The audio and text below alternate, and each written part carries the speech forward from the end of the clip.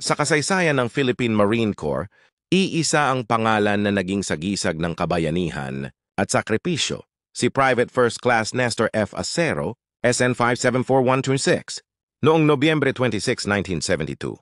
Sa gitna ng bakbakan sa Cibalo Hill, Jolo Sulu kasama ang kanyang unit, sinalubong nila ang malalakas na puwersa ng kalaban habang pinapaulanan sila ng bala at granada. Marami sa kanyang mga kasamahan ang nasugatan. Sa halip na umatras, si PFC Acero kusang loob na naiwan sa likod upang iligtas at alalayan ang kanyang mga kasamahan.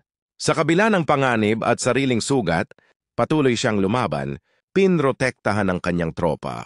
Hanggang sa kanyang huling hininga, hindi siya umatras. Hindi siya iniwan ng kanyang kapwa sundalo. At sa huli, ibinuwis niya ang sariling buhay. Hindi para sa medalya, kundi para sa bayan. Dahil sa kanyang kabayanihan, iginawad sa kanya ang Medal of Valor. Isang patunay na may mga taong handang ialay ang lahat, pati buhay alang-alang sa tungkulin. Si PFC Nestor Acero ay hindi lang sundalo. Isa siyang alamat, isang bayani, isang huwaran ng tunay na Pilipino. Mabuhay ang alaala ni PFC Acero. Hindi ka namin malilimutan?